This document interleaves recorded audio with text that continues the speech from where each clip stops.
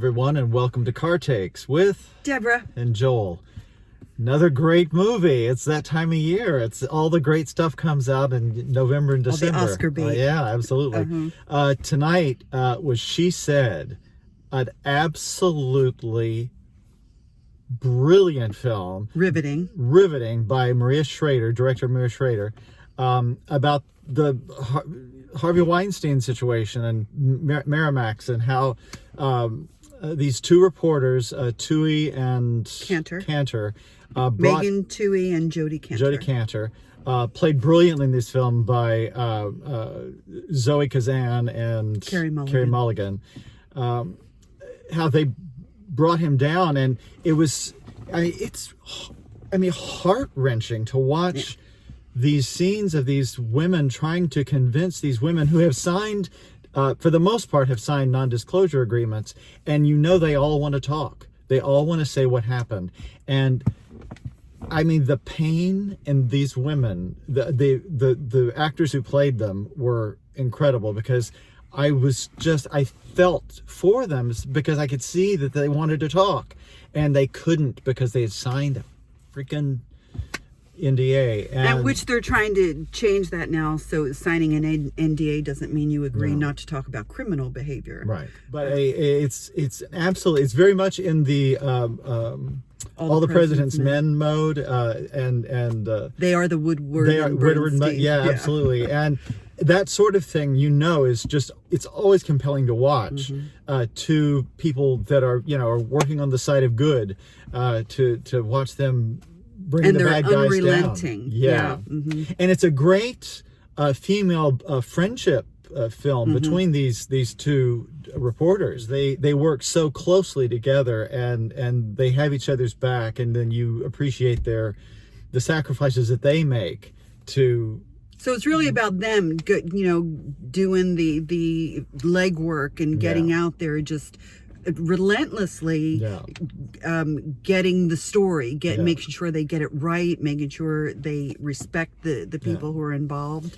And the two publishers, Andre Braugher and Patricia Clarkson, and two more just tremendous actors. There's not it's all just brilliant performances. It really is great. It's great. And one of those very important films, because this is going on. It's still going on. And there's so many, and they bring up, the whole movie starts with Donald Trump, and there were women who were coming out against Trump for his sexual abuses, and he gets elected, and somebody else comes out and tells the truth, and a woman, and she loses her career, right? And it just shows you how very, very entrenched these abusers are, and how much they have each other's back, because it is hard to bring them down, and they have a lot of people with a lot of money at stake to keep them protected. I do want to say, I think it's and I don't know that many people are aware of this, but the Me Too movement did not start with Rose McGowan. It actually started 10 years earlier with Tarana Burke, a black woman who actually over social media had started this hashtag Me Too because of sexual inappropriateness and outright abuse in the workforce, not Hollywood.